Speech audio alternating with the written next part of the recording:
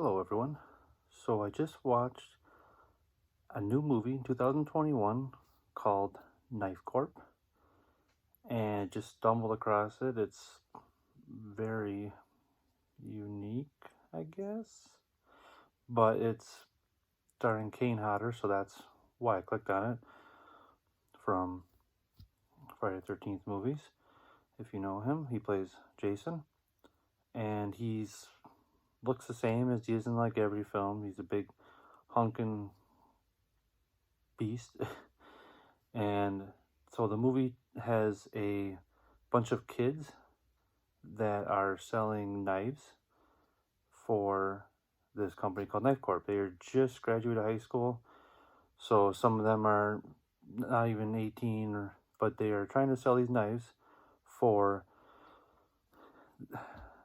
They're kind of a weird guys that run this company. They're not. It seems kind of sketchy, and they end up going to people's houses, and these four kids, they get grouped up together, but they all want to go separate, and they're trying to see how many they can sell and whatever.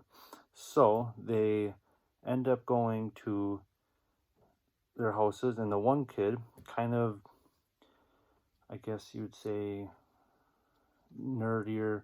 Well, they actually call him, well, Kane Hodder actually calls him, he's like, in the movie, a virgin with a knife.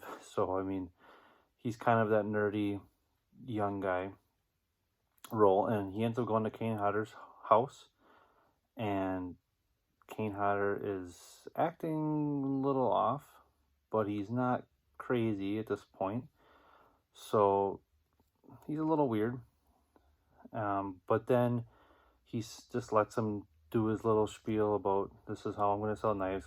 He says he's not going to buy any, but I don't know. He's just letting him in, so he lets him in the house, and that's where it starts to go south a little bit, because the kid starts realizing, okay, maybe this guy doesn't live alone, because he says he lives alone, and he's talking about his, what ex or his wife who passed away supposedly, or before they moved to this house. So you get to see all that unfold. But so I don't want to go anymore. But I mean, Kane Hodder also has his, he's goofy, but it's entertaining. If you like Friday the 13th and you like Kane Hodder, I recommend watching it. It is not a great film, but if you're just looking for something that's watchable, it's I I don't want to. It's not good, but it's a little lower quality.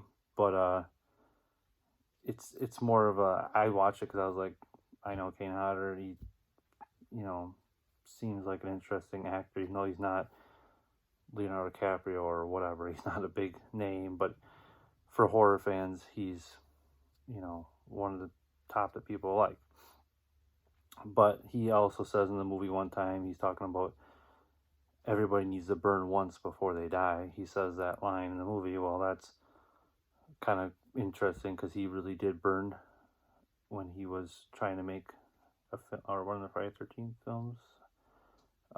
So he was practicing that or whatever, and actually did burn. So kind of a little hint to his life. So I think he takes his role not seriously, which makes it a little bit better. Because if the film took itself 100% seriously, it would have been even worse. So, but yeah, it's kind of like these kids the other kids come eventually. So it's like, it's not like Don't Breathe, but I mean, they don't get stuck in the house with the blind guy, but it's kind of on that same stuck in a house here and there, but then it takes it to a next level. But I did like the film. I mean, for what it was, but it was kind of obvious at times. Yeah, without getting into all the spoilers of it, but if I had to rate it out of, 2 out of 5 would be generous.